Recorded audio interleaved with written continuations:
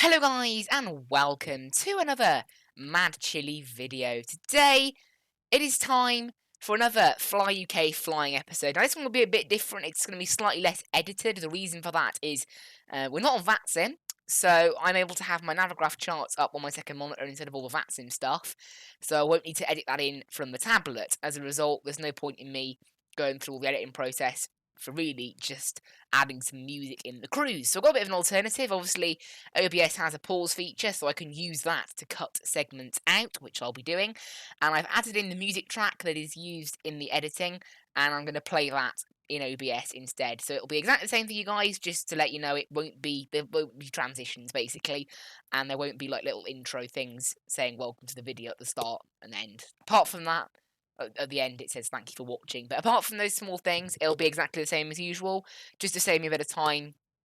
And really there's no point running it through my editing software because it does take quite a bit of time to render. Obviously it takes basically the length of the video almost, so just to save time it makes a lot more sense to do it now. But anyway, we're here at Gothenburg Airport in the lovely X-Craft Embraer E195, and I absolutely love this aircraft. Honestly, I picked it up on its own on xplane.org. It is $40 for the E195 and E175, or if you only want one of those, so either just the 175 or just the 195, it's $27. It says they're on sale, but they've been pretty much permanently on sale. I think it's because they're a bit of an older aircraft, actually. They were last updated, getting on for 3 years ago now, so they're a little bit old, but I personally think it's wonderful. I think looking at screenshots of the SSG, this looks like a better aircraft. I absolutely love how this flies, though. I did the flight from Bergen over to Gothenburg earlier today. I absolutely loved it, which is why I'm doing the flight back. This is a lovely aircraft. Also, at the same time, I picked up JAR Design ground handling, so we'll go ahead and configure that now. So make sure everything's all ready to go. That's enough there. So yeah, all the ground crew will drive up now. So yeah, this is and then also at the same time, because xplane.org, which is the store I've used for all of my X-Plane mods, they also give you reward points, and with those reward points that I've accumulated through buying all my X-Plane add-ons, I was able to get about $20 worth of reward points. So I've picked up Aerosoft Bergen, which is where we're going today, actually. I thought, since the base for this aircraft is Bergen in Fly UK's fleet, and that was available with the amount of reward points I had, I thought, yeah, we'll pick it up. It looks pretty cool. Personally, I don't think it's worth $21, and I'm glad I didn't spend any money on it. But overall, it's better than default scenery. I didn't spend any money on it, so happy days, basically. So, anyway, let's get into the actual flying part of the video here. So it'll be getting dark as we approach into Bergen today, because it is evening. Now, X-Plane Live weather is broken at the moment, unfortunately. It has been so for about a week. There's been a weather outage with the service that X-Plane uses, so hopefully that'll be back up and running soon. But let's have a quick run through our flight today then. So today, going from Gothenburg down to Bergen, rough flight time of about 1 hour and 3 minutes, but remember, the winds aren't working properly, so it might end up being slightly different to that. Again, also the cost index. Simbrief thinks that this Embraer has cost index. It doesn't. So I just put in the block time that Fly UK gives the flight, and then it automatically calculates a cost index. It's calculated 40 in this flight, which is Mach decimal 79er at flight level 380. So that's fine. And that's about it, really. So we're going to go ahead and get into the flight now and get everything set up. So going to head into the cockpit. It's cold and dark, but the systems on this aircraft, they're not the most detailed. They're pretty detailed.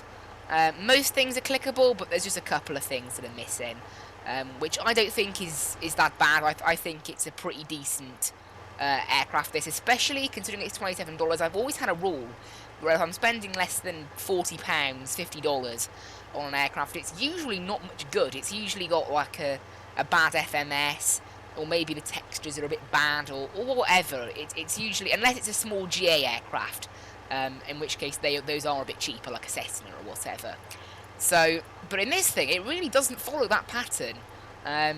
This is a really amazing aircraft, so, let's get it all started up. So we're going to go ahead and put all these into auto. We're going to go ahead and get the GPU turned on.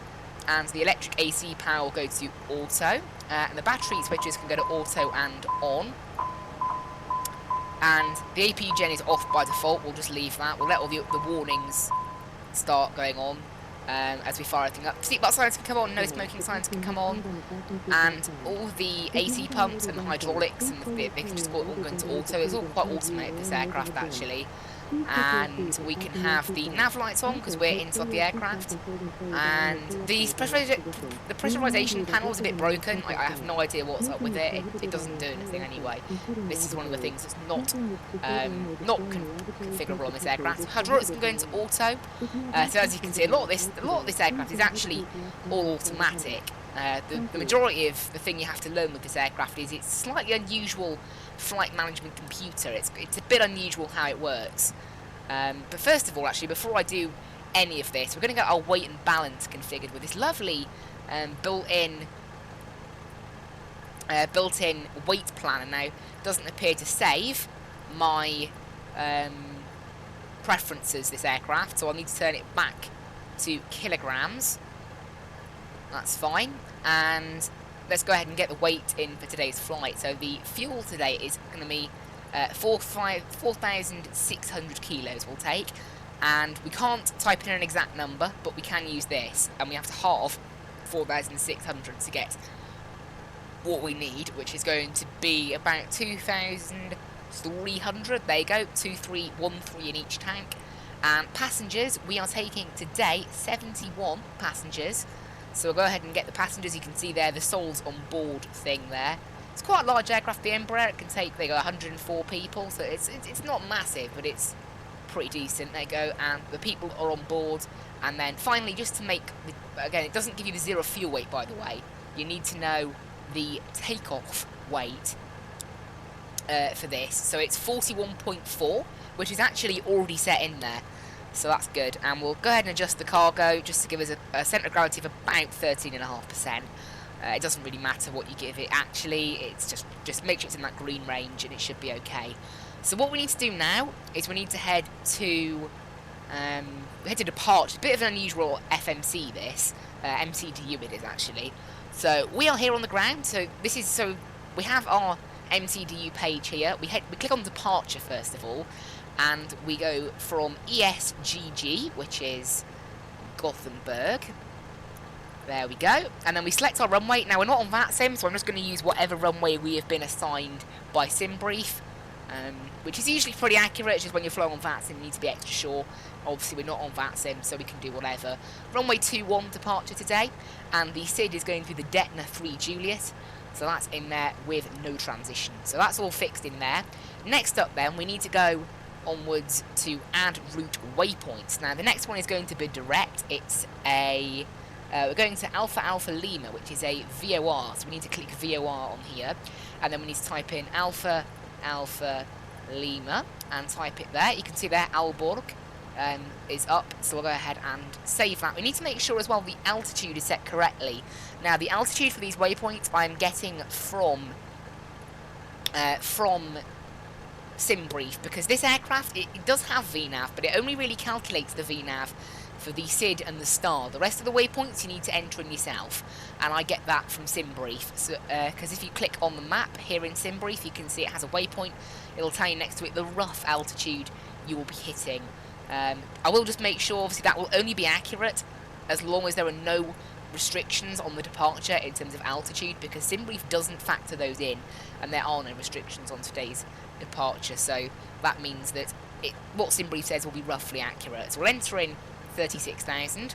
It's actually 35,900. It doesn't really matter as long as it's pretty accurate. So we'll go ahead and save that in there, and then next up we're going to go on an airway. We're jumping on Lima 621, and we need to keep an eye on which Lima 621 this is. It's the one which its next waypoint is Lagum, which is this one here, that L621. And then we click on that, and we're heading to a waypoint called Amsev. So we'll put that in there, Amsev, and that's the airway sorted. Now the airway will actually enter in the same thing here. So we need to make sure that it's actually set to our cruise altitude, which is 38,000 feet. and that's why I should have probably. Why is the airway incomplete?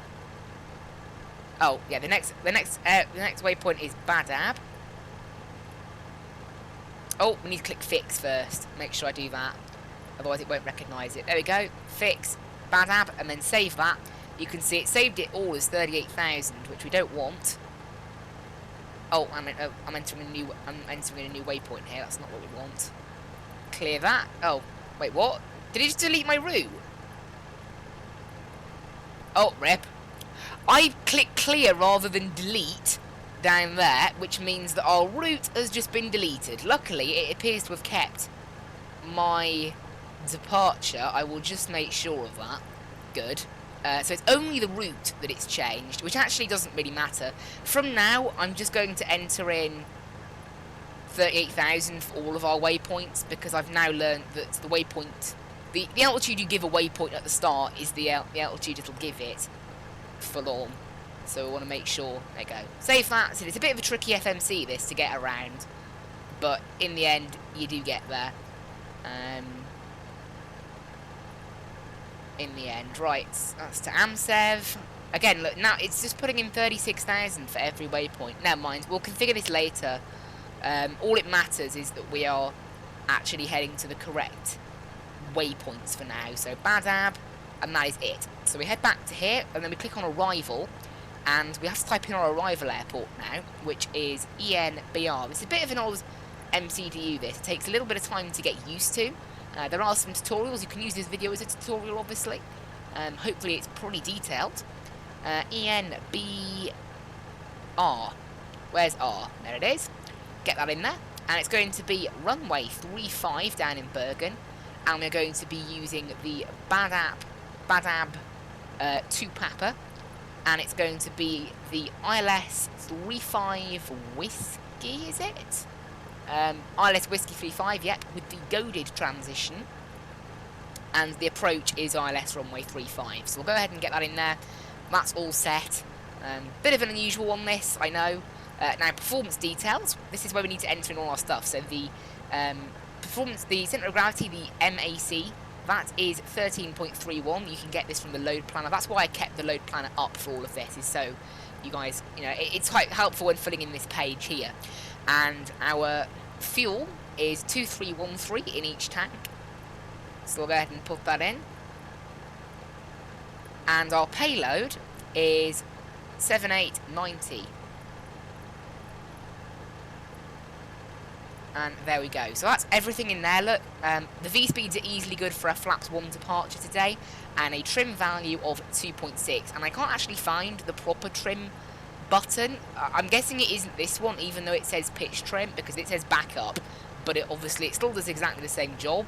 So even if it's not the button you're supposed to do, it does still work.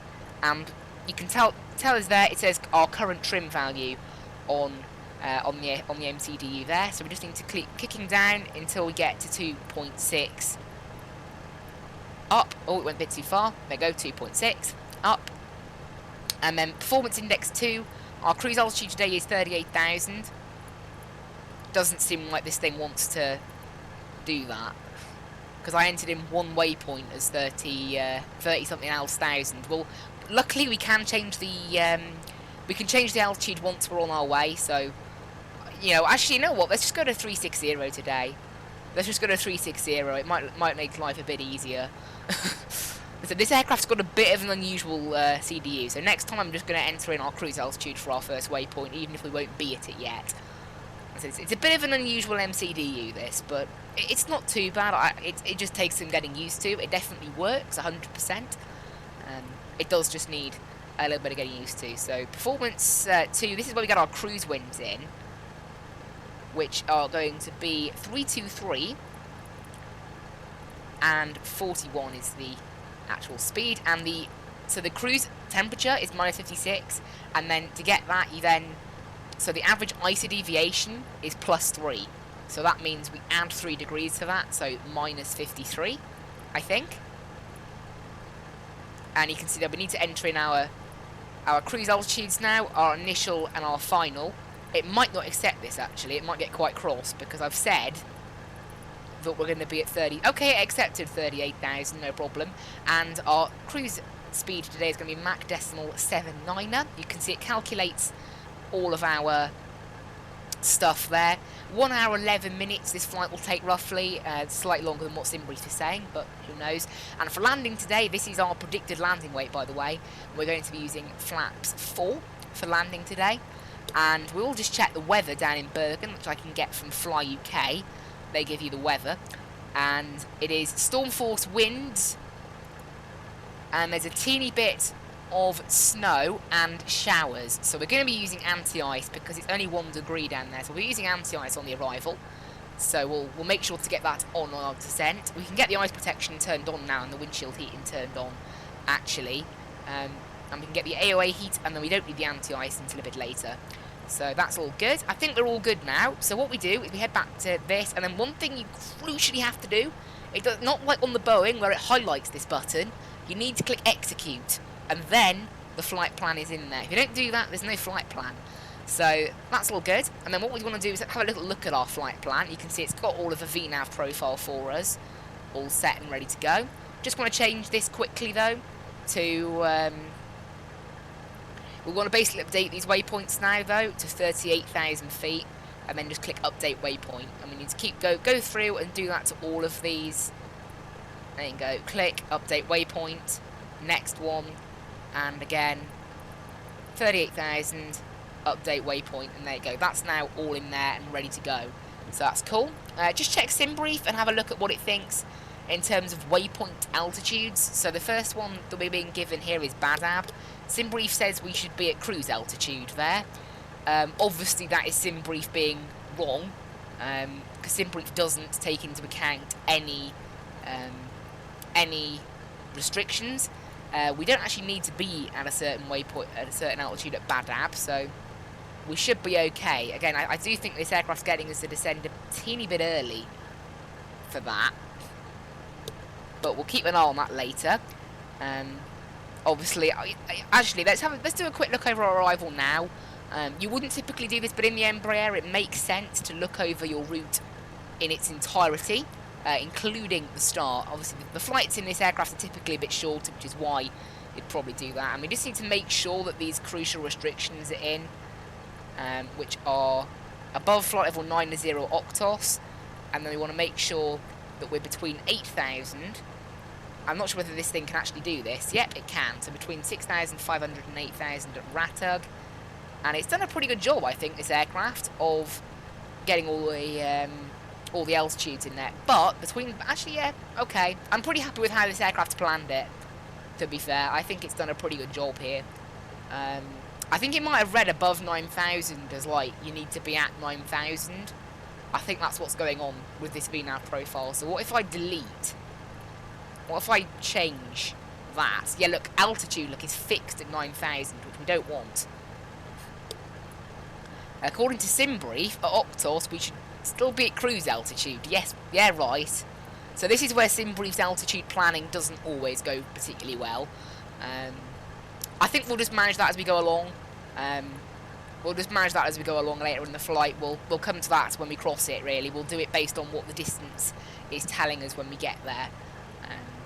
So anyway, let's actually get into our flight then and get everything set up. So first of all, it's actually getting a bit dark, so let's go ahead and get all the lights fully on. All the lights do actually start off slightly on in this aircraft, but we'll just get them a little bit more on. And I think that's about it, really. Obviously, we've basically had a look over our departure. We're going to be departing, and then basically straight out to Detna. This is our airport here, so we're taking off runway 21. Yes, is it 21? I believe it was 21. So let's quick check. Yeah, runway 21. So we're departing off runway 21 and heading out to Detna. So everything's all good there. Runway heading is 203. So our last step now, before we depart, we just need to head into MTDU and then autopilot. Target altitude is going to be our cruise altitude. So this basically just sets up the autopilot as like a preset before we depart. 180 knots. Actually, you know what? We'll have the full. Are there any speed restrictions on departure?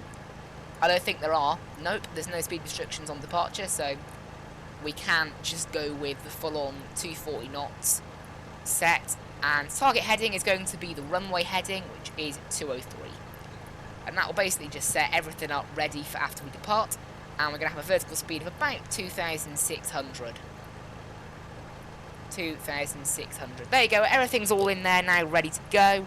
We'll get yaw damper on, we'll get the flight directors on. And nav. And I can go into FMS mode. Okay, everything is all ready to go then. TCAS, we'll just get that fired up. And make sure it's set to 2,000, I think. Okay, this is an interesting one. There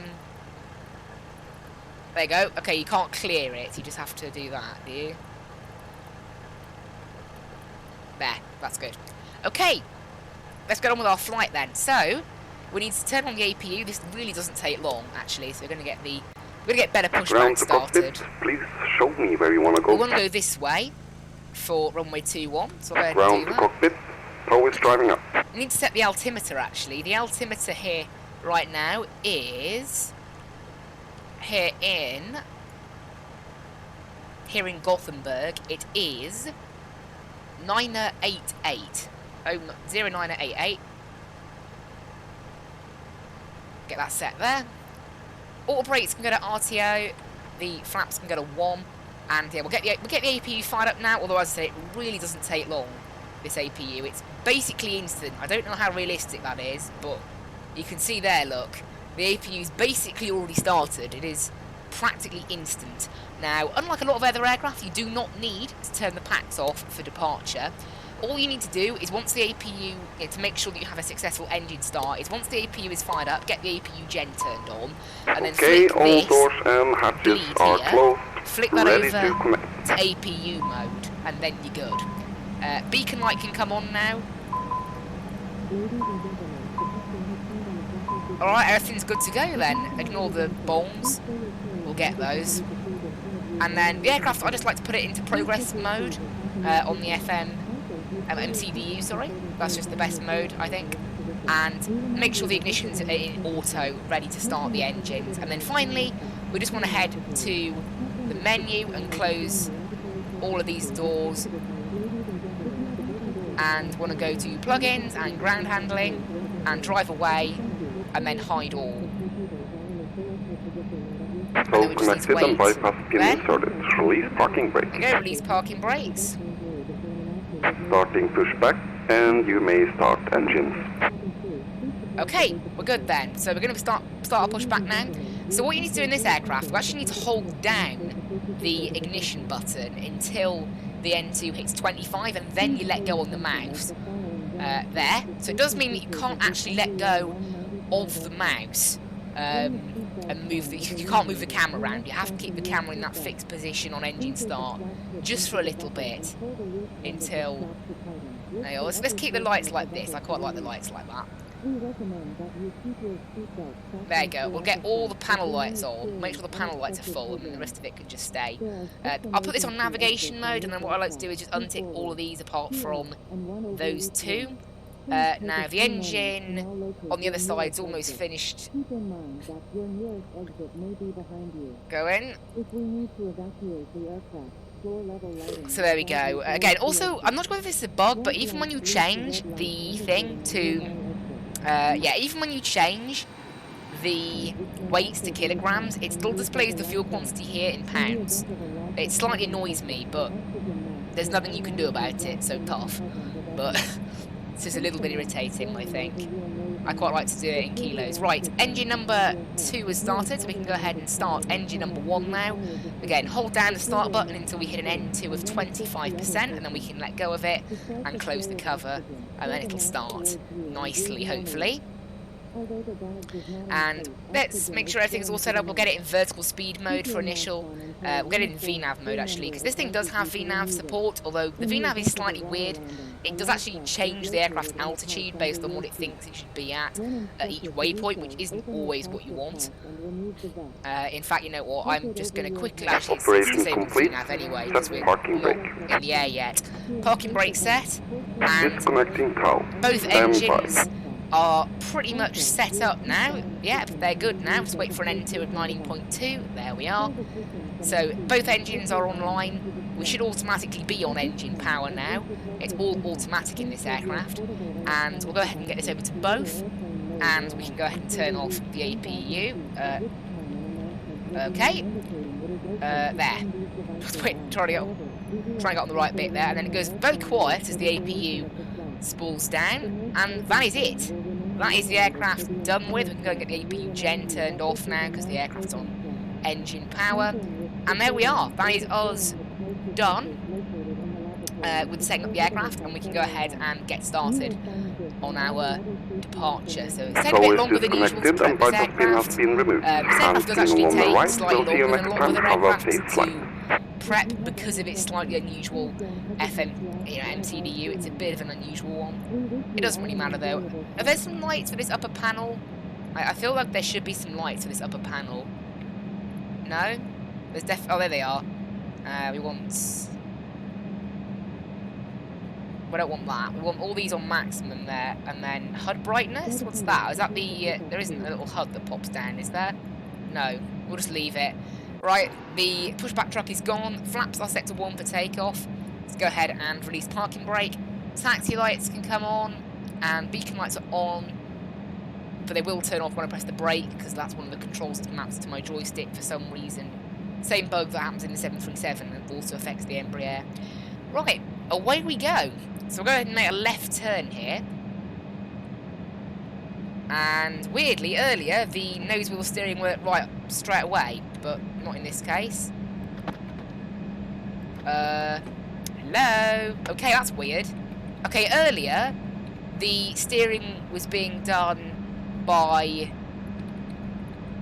the joystick, no problem, the rudder steering. But for some reason, the game has just decided today, now, second time of loading in this aircraft, that I should do the rudder controls with the keyboard.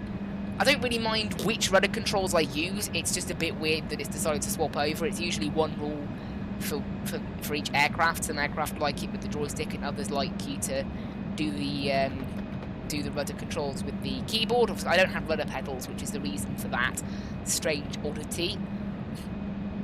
But I'm not going to get rudder pedals just for that. I think we could do with a bit of these floodlights on, just to the regular amount that they're usually on. The flood and storm light, that one. We can do with that one, I think. Actually, you know what? We'll leave it. Let it get nice and dark in the cockpit. Why not? And for some reason, the vertical speed's been reset. We set it to 2,600 feet per minute, remember? So that's what I'll do. And yeah, ready to go now. I said I really enjoy this aircraft. I think it's a lovely, lovely aircraft.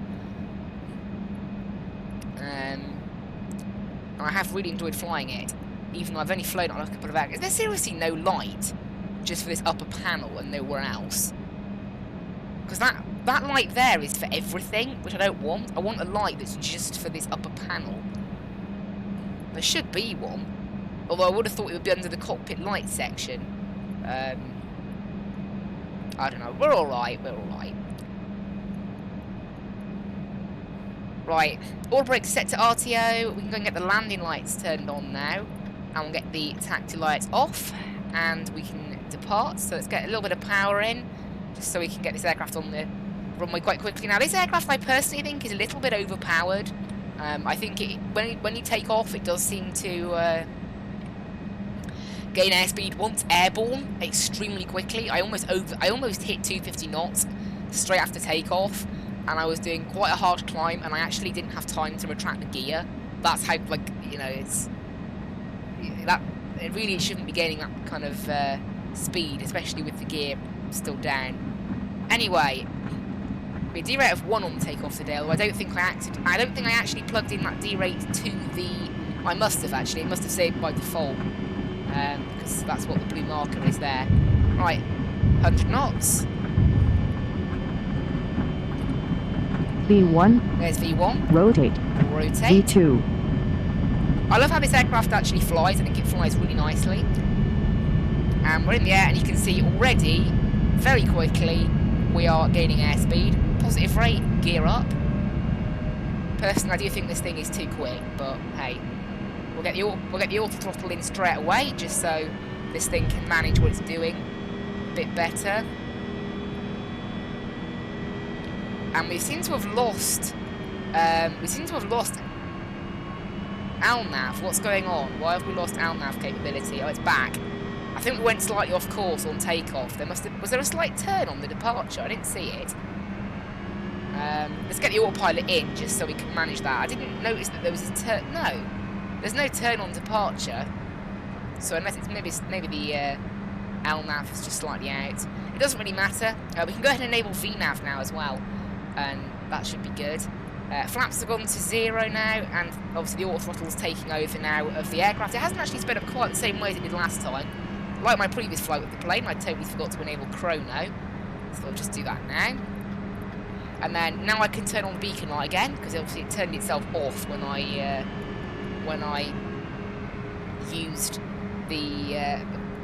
used the brakes on the taxiways at one point. And again, it's happens in the 737 as well. I have no idea why.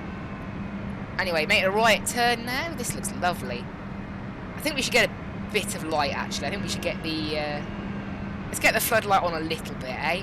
And you can see there, so the VNAV has taken over and has set what it thinks is a good altitude for the next waypoint. But that does mean that if the aircraft hits that altitude slightly earlier, that we'll be in... It means we'll have to adjust it again, so we'll just set it. We've passed the transition altitude here in Gothenburg, so we'll go ahead and for standard, that gains us quite a bit of altitude there. And you can see the plane is doing the climb by itself. It manages the vertical speed to an amount it thinks is decent, which is fine, I guess. And you can see we're planning on descending quite early, 170 miles from Bergen, which is not really what I want. That's because of that weird waypoint, that weird altitude at Badab. So I'm going to go ahead and fix that and put in 38,000 and update.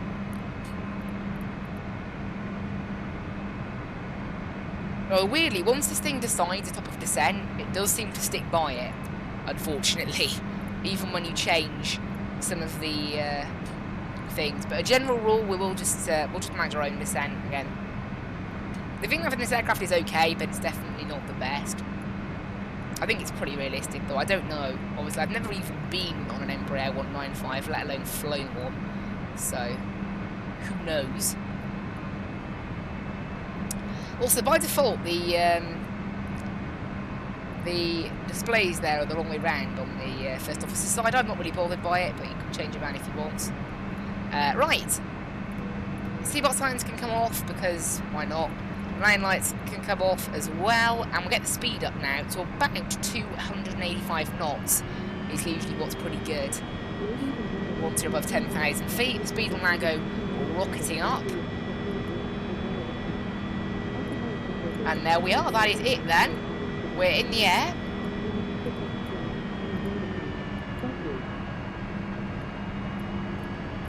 And I'm just going to try and figure out now a decent waypoint for a decent arrival altitude for Badab.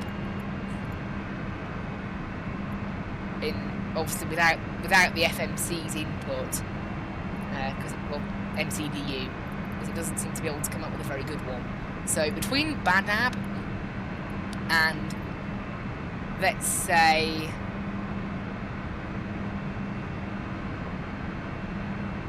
so this is its problem. It's got the waypoint. It's got the altitudes far too low.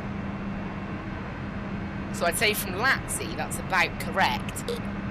But before that, it's doing 500 feet in 9 miles. That's its problem. So this aircraft's totally messed up the VNAV of this approach. So we'll do it ourselves. So we'll just leave it alone. I'll do my own vertical speed arrival, which is easy enough to do. Maybe slightly annoying, but it doesn't matter, does it? Here we get our route set in there. So this thing is climbing pretty nicely up to our cruise altitude of 38,000 feet. So actually quite high up today. We're going.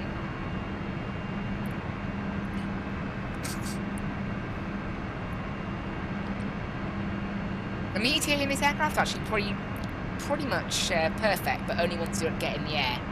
It's once you get to cruise, it's more accurate then.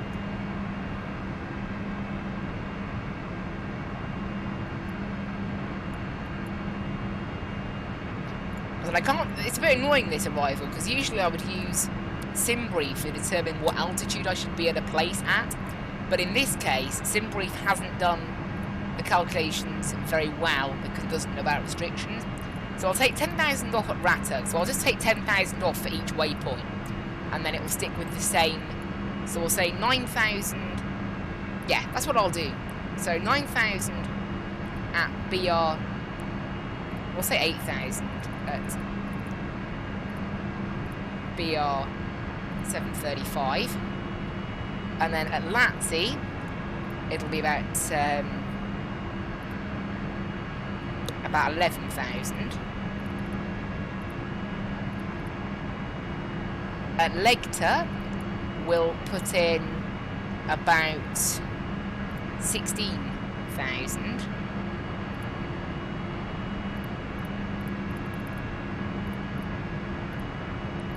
And then Dibma we'll put in about 21,000. So we're working backwards to get a decent kind of top of descent. The aircraft may not update its VNAV path, it's just good for me. And then obviously Octos, this is the one that's causing the aircraft to be a bit weird. We're going to set about 28,000. And then Badab will set about 36. Actually, we'll just descend around Badab, I think. How about that? We'll say 36,000. And then update waypoint. Now, whether this will update our top of descent, it doesn't look like it's going to. However, it will save the rest of it. Or I click execute. Oh, no, it doesn't do anything. So you can see all the waypoint altitudes are in there now, and then the rest of the altitude should actually be pretty accurate. So we'll just leave it like that. We'll keep an eye on the rest of our climb now, actually. And you can see the sun is setting nicely. There we go. There is the lovely Nordic Sky livery. I really like the Nordic Sky livery. I think it's a lovely livery. And I'll see you guys at cruise.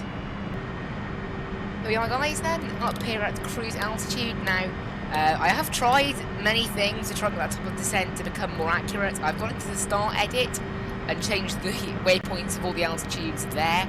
And I've also gone into route edit as well and changed some things there. But it's still saying, I think, in order to get the VNAV in this plane, it basically, as soon as you hit execute, that's it. You can't really edit anything in a flight plan with this plane.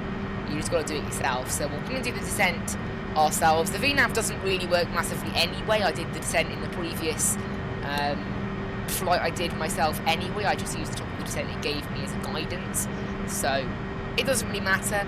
I'm going to use that rough rule, really, of when you should descend. Obviously, our aim really is to be at Ratug below 8,000 and above 6,500.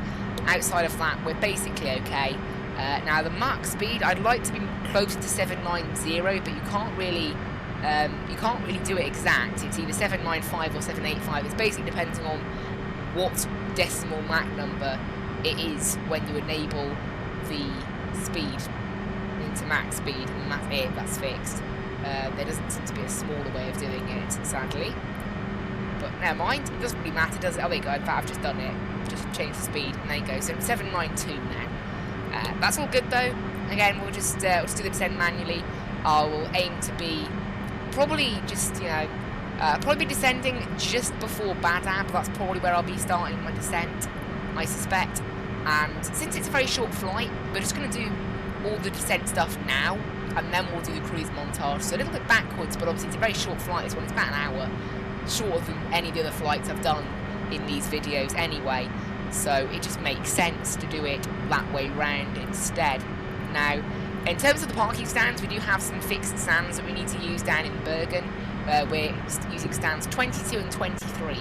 That's what have been assigned by Fly UK. So let's get everything set up now for the arrival. So you can see here is the airport. So we're going to be landing on runway 35 and then vacating on Alpha 4, Alpha 3, somewhere around there. And then taxiing into the airport, stand 22 and 23. It's actually 23 and 24. They're basically there. Yeah, 22 and 23 it says on the website, but it doesn't really matter.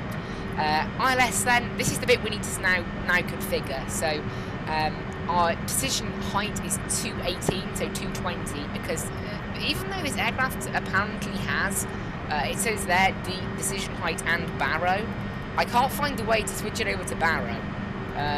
I've tried clicking around this button where it says, and there's nothing clickable other than the thing itself. So I don't know how you switch it to baro rather than decision height, because obviously baro is more accurate than decision height, but I guess we're stuck with that, aren't we?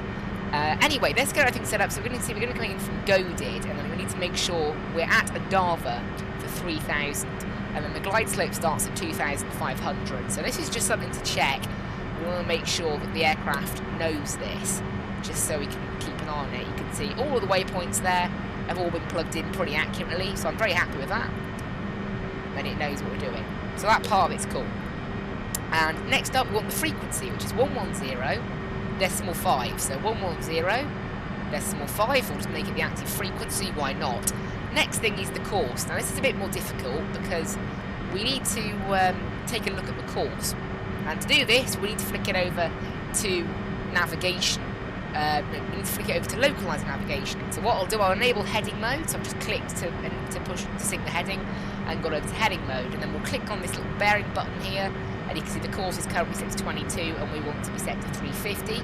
So we'll just go ahead and move that around. 350, that's all set now. We can go ahead and push FMS and then go back into nav mode. There we go, the aircraft's back in nav mode, we're all good. So that is now everything configured for the arrival.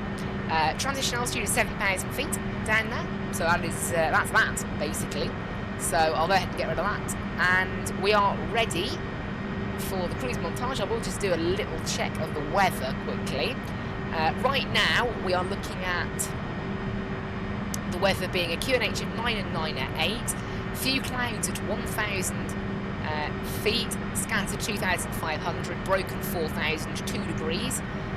There are 320, wind is 320 at 22 knots, gusting 33, and we have a very small bit of, so we have light shower and some snow.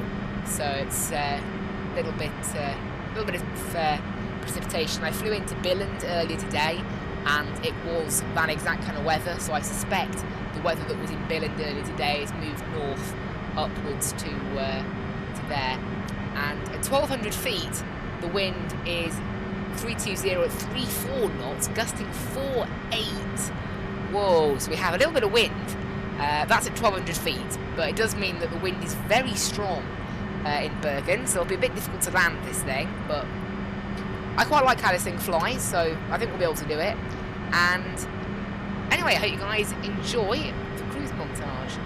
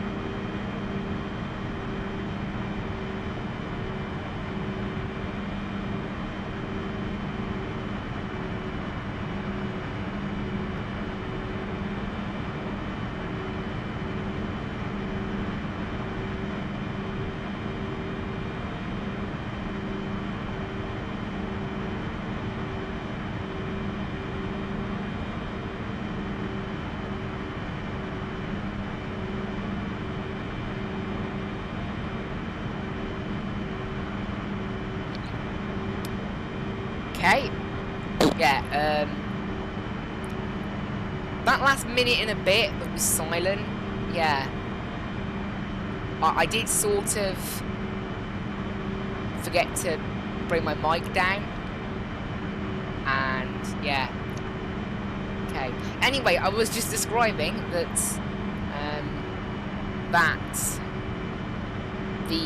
some of the waypoints on the arrival were duplicated, and as a result, like, I think it's because we're putting the approach transition and the approach, so if we're flying this aircraft and just put in the approach transition, that should put in the entire thing, I think. We're descending at about 10 miles now, 20 miles, and that's about it, really. We're using anti-ice, of course, once we start descending into Bergen. Sorry about that last minute and a half, it was a bit silent. Obviously, there would have been the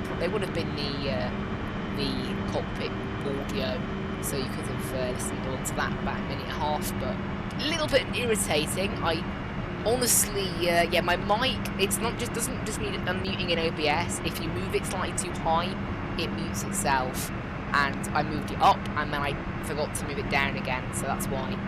Anyway, see you guys in the descent. Right, so we are now passing through 14,000. I think I started my descent maybe like 10 miles too early, but it doesn't really matter in the end. Obviously, we're aiming to be between 6,500 and 8,000 at Ratug, and as long as we can make that, we should be pretty good. And there's also a speed restriction of 220 knots there as well, so I'll make sure to meet that. Seatbelt signs are already switched on. We'll go ahead and get our auto brake to low, because it's about 10,000 foot runway, so low should be absolutely fine. We are currently 55 miles from touchdown in Bergen, and it's getting a bit dark, and we're heading through the clouds, expecting maybe some snow, maybe some rain as we get closer to the airport as well, so some weather conditions that are interesting, let's just say that. So, here we are on our descent then. Obviously, I'm actually starting to come back onto the profile I set up initially. I set up initially to be roughly around 11,000 at LATSI, 8,000 then at BR235. So I think we're pretty much on that. We're going to go down to 10 knots per mile range on there. Runway heading is set on the heading bug, and of course we've got our approach stuff configured in earlier, along with the course and all the stuff we need. So we're all good. We're going to start slowing the aircraft down, pretty much about 11,000 feet. We'll do it now, actually, down to just 240 knots. And the aircraft should... Okay, it's not really going to slow down an awful lot. So what we're going to do is we're going to put in half speed brakes. That should help us. There we go. The aircraft speed is now coming down nicely. Although the vertical speed of the aircraft does actually increase for some reason. It takes a bit of time then to kind of adjust. And 10,000 feet as well then. Landing lights can come on. You can see the FPS will probably drop a bit now because I'm getting into the clouds. That does happen. Although this aircraft's actually very light on frames. It runs really nicely, so it shouldn't be too bad. Right, go ahead and retract the speed brakes now. And you can see there you go, the plane has now nicely made that speed restriction to 10,000 feet. Transition altitude here is 7,000, and QNH is 998, I believe. Yes, 998. So we're all ready then. So the plane's descending pretty well. You can see, there we go, it's just setting its little course for Ratug. We're going to go ahead actually and slow down. It's set kind of a slight shortcut to Ratug, so that means that I'm going to go ahead and put out the flaps to help slow us down a bit. We should easily meet 220 knots at Ratug, just making sure. Yeah, you put in bank mode, it makes the turns that this aircraft does a lot more realistic.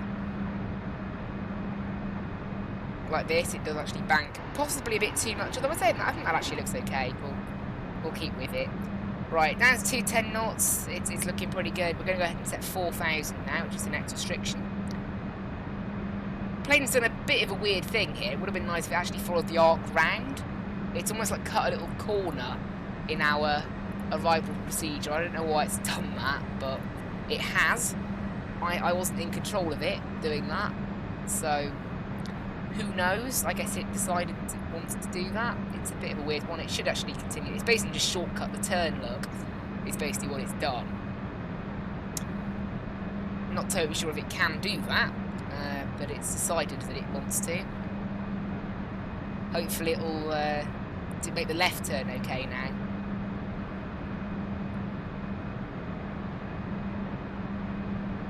And then obviously we can't be below 6,500, although it's kind of within reason, since we are basically there anyway. So we've basically passed the waypoint. Look, we're only 1.5 miles from it. We need to set the pressure now, so 998. That will actually drop us a couple of feet. There we go, and you can see there we are nicely just below 6,500. Going to go ahead, and you can see there is the rain. Doesn't appear to be showing up on the windows, unfortunately. Not all aircraft have that feature. That means that rain show up on the windscreen. Some aircraft have it, others don't. Some use a special plug-in. This one I don't think has any way to get rain to show up on the windscreen, unfortunately. Doesn't really matter, we can still see it, can't we? Do the wipers even work, in fact? Now, the wipers do work. We can simulate it, I guess, if we want. We can simulate the wipers being on, why not? So it won't show up, unfortunately. This is the same weather I was in the Zebo earlier, and obviously the rain does show up in that, and it does look very cool. But never mind. Right, we're 32 miles to go to touchdown. We're going to go ahead and slow right down on the vertical speed, because we've got to stay above 4,000 until Godid. Actually, you know what? Because at Adava we'd rather be at 3,000. I'm just going to let the plane go down to 3,000 and ignore the limit at Godid, because otherwise it's going to be a little bit of a pain. 210 knots. Actually, the rate's just stopped. It does happen as you transition between the clouds. That does happen. But we're just doing a very slow descent now, about 1,800 feet per minute. You know what? I'll just keep the windscreen wipers on now. I wish this rain wouldn't keep stopping and starting. Look at this. Some proper interesting weather, this.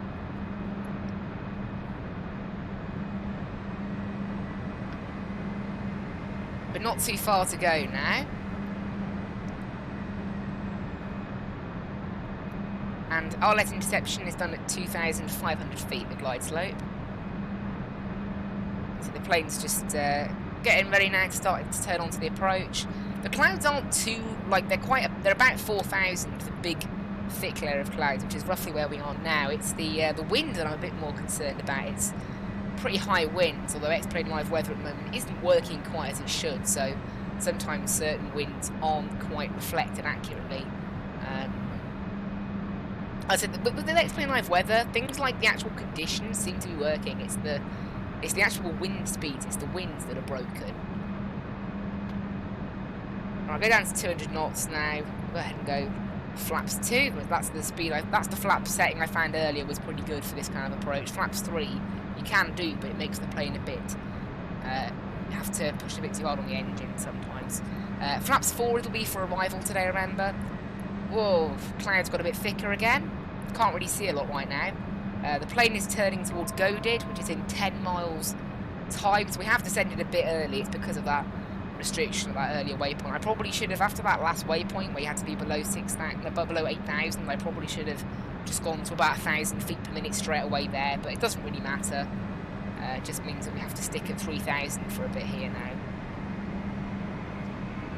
And what we're going to do, actually, I'm going to go direct to Idava, and that will mean that we can intercept the ILS a bit better. We can get a nice straight line onto the ILS, which they would do in real life. They'd probably give you vectors, I think, with an approach like this anyway, so half of that star we probably would have cut out, but can't do it all completely. And then down to 2,500, and we're going to go about minus 200 feet per minute, just a teeny bit, and then we'll go back to the progress page on here so we can keep an eye on what's going on.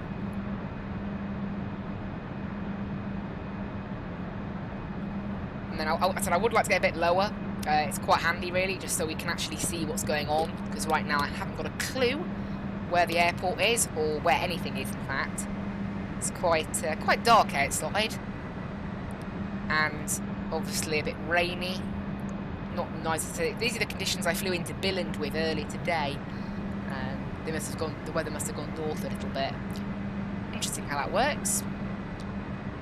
So I flew the Zebo 737 from Gatwick up to Billund first thing this morning, before I even owned this aircraft. I only bought this aircraft today. And then at the same time I obviously got the ground handling deluxe, and I also got, for free, using xplane.org reward points, I got Aerosoft Bergen, which you guys might see a bit of. We won't see a lot of them. Actually, is that some terrain near us? That looks like there's terrain quite nearby us. Nothing mentioned on the chart that we need to watch in this area. I'll keep an eye on it on the terrain radar. Nothing's showing up at the moment. But there's nothing of note. Oh, I think I can see the airport. This is going to be a right challenge to get into the airport. Plane's been chucked all over the place. But I think we're clear of the terrain now, if there was any. You can see we've come out of the clouds now, actually. And it's stopped raining. I think, oh, and then it started again. What is going on? It's nice 60 FPS though. So this, when you're out of the clouds in an X-plane and you get really smooth FPS, it does look really nice.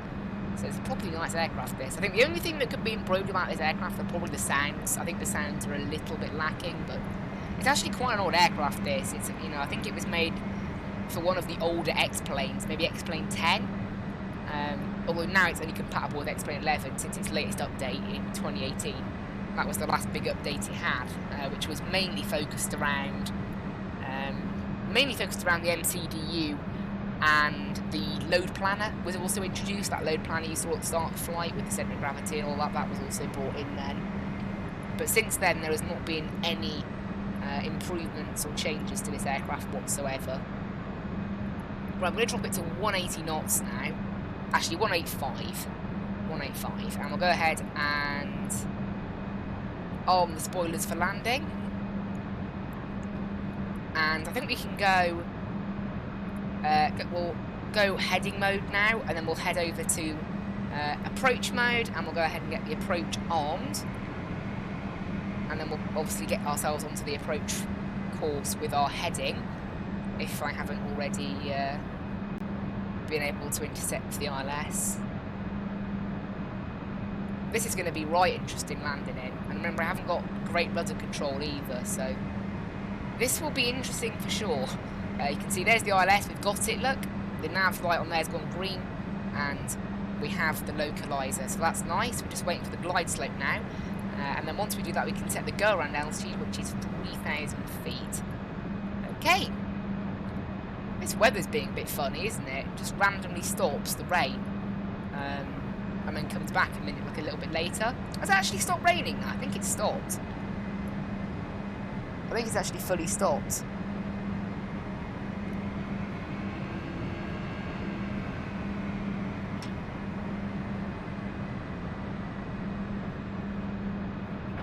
Right, so there is the airport. Look, lovely Aerosoft Bergen ahead of us there.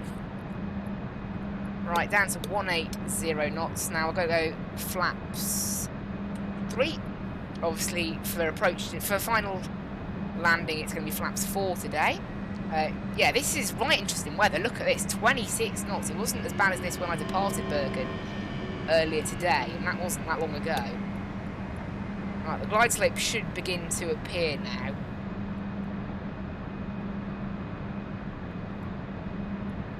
Oh, bit of a weather refresh, and we're back in the clouds. So this is what I mean. Apparently X-plane weather's not working, but it does still seem to refresh. It does still seem to do something.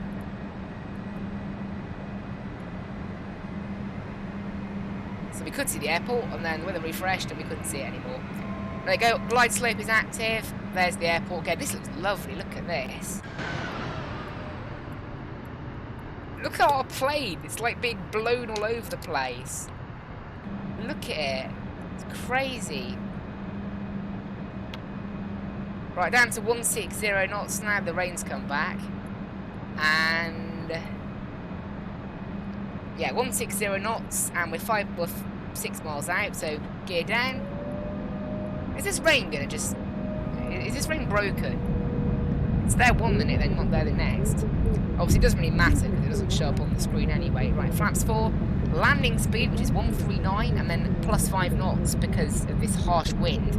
We're going to be going a bit quicker, so 144. I will just check it is still 139. Go to the performance page, and then performance 3, and you can see there 139 with flaps 4. Cool. And we're going to go ahead. I'm not sure if I want to take control of this aircraft in conditions like this, but let's see. Let's see what I can do. And that also disengages the auto rocket at the same time, that does. So we have throttle control too. Yeah, this is some interesting weather. Look at this, 26 knots, and it's partially a crosswind as well. But look, I mean, this does look really nice. One thing you do notice with pay-where scenery is not just the airport. You get like other stuff in the area. So the area around it does get a little bit lit up and a little bit fancier as well. It's not just the airport that pay-where scenery deals with. And that's the one bonus with it. So again, I don't think I would have, if I had paid $21 for this Aerosoft scenery or any airport scenery. It doesn't matter what the quality is. I just don't think scenery is worth money, personally. I'm happy to spend reward points on it because it looks nice. Like, in my opinion, like, airport scenery is something that should be either maybe like $5 or you pay some reward points for it or whatever, but I think $20, which is the average price for scenery, some sceneries are a bit more than that. I just don't think they're worth it, because I think I mean, maybe in FSX, but although then it would run out of memory. But in X-Plane, I think the default scenery actually looks quite good. But it is worth it when you just use reward points like this. I think this is a really cool scenery. Whoa! Getting chucked around. Maybe I'll do a review video on it if you guys want. But yeah, the fact that I think it's not worth $21 is not because I think it's a bad scenery. It's because I just don't think that airport scenery is worth that much.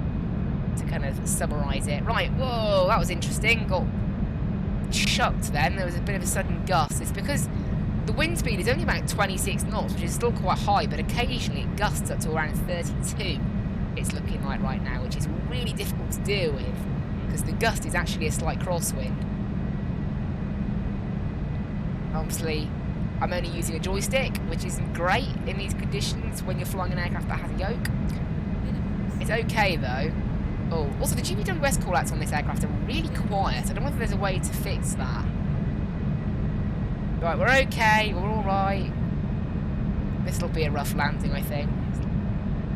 Oh, hang a minute, as we got a bit lower, I think the, there you go, well, idle the power. I think as we got a bit lower, it's got a bit more bearable. Oh, it was a really rough touchdown, a little bit of a bounce, but in these conditions, I think just getting on the ground is good. Right.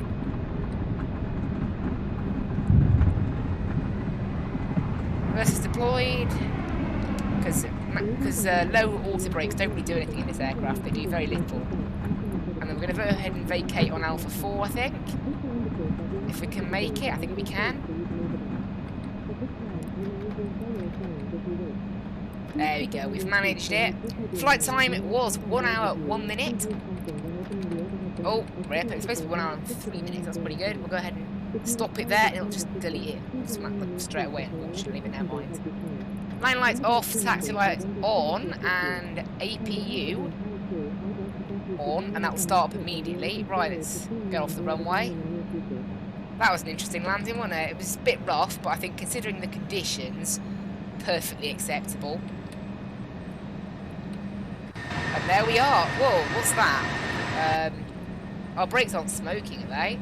No. There's no engine temperature warning. No, there's no brake temperature warning. What on earth's that? Are the brakes smoking? I don't know.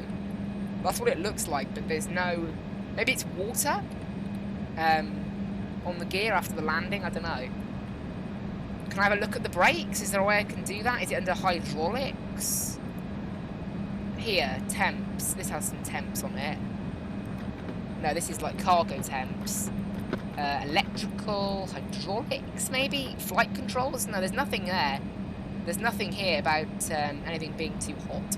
So I think we're good. Alright, so we're going to taxi down this taxiway, obviously. And then we're going to make a left turn on Foxtrot. And then into stand 2-4. Hello and welcome everybody to Bergen. That was a bit of a rough landing, wasn't it? But I think that was pretty good, actually. I think we did that pretty good. Again, that might be smoke, that might not be. I'm not totally sure. I'll go ahead and turn anti-ice off now, actually. But yeah, I really like this Embraer 195. I think it's a lovely aircraft. It has some pretty interesting features, and yeah, I do really like Aerosoft Bergen as well. It's got a nice taxi. You know, the runway is quite bumpy, like you know, a bit more realistic, and you know, you've got this lovely terminal. This is the biggest thing with POS sceneries is as well. You don't just get default textures. You do get special textures that are unique to each airport. Meaning that we do get this lovely terminal building that I'm sure is very accurate to real life. I've never been to Bergen, but I bet, you know, it probably is, considering it's a POS scenery. I was gonna go on Foxtrot, but I think maybe obviously the scenery is actually about a year out of date, so maybe they've updated the taxiway name. Actually, no, it is called Golf. I've taken the taxiway too late. This scenery is perfectly in date. I just messed up. Well, in the end, I think this has actually ended up being a better taxiway because it's plonked us right by stand 24. And this scenery uses AutoGate. It's in a separate plugin I had to install. It does a very similar job to Samworld Jetways, but it only works at airports that use its plugin. And there's also, and that's basically it. That's AutoGate there. The thing that guides us in, and then the jetway I think is also AutoGate. And you can see it recognises we're an E190. We're actually an E195, but although I have heard from some people that this is wrong, this thing. People were saying on the reviews of this scenery that it was slightly in the wrong position where it got you to go. Although I think that's pretty good. It's saying gone slightly too far, but not that far. So there we are, parked at the gate. I don't know whether the jetway is going to connect or not.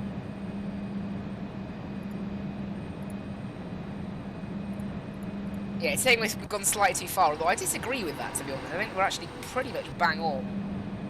Anyway, never mind. Engine off. And the other engine as well. AP gen can come on. But it doesn't appear we're having a jetway then. I don't know whether I can view AutoGate. Is that a... No, that's not a thing. Oh well. Doesn't appear as if the gate's going to connect then. Personally, I think that jet bridge could easily make it to us. We've only gone slightly too far. Doesn't matter though, does it? And we'll just do the other ground crew. Right, ground equipment and ground power unit. Get that on. APU gen can come off, and the APU itself can come off. The fuel pumps can come off now as well. Obviously, the fuel pressure is low, and packs can come off, and the bleeds off. Ice protection off, and that off as well. Is the windshield heating needed? Is it below 0? No, so the windshield heating is not needed. And there we go. We'll go ahead and turn off the hydraulics now. There we go. Taxi lights can come off. Beacon lights already off because we must have tapped the brakes at one point. And we'll go ahead, turn that off, it's irritating. And ground handling, drive up. And I just want to get rid of those things we don't need. That's about it, I think. That's all the things we don't need. And after that, then we can go ahead and open up the doors.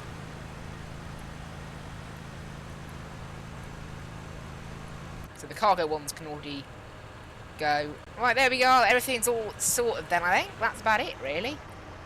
Don't need to do a lot. Ladies and gentlemen, Seatbelt signs off. And the doors can be opened.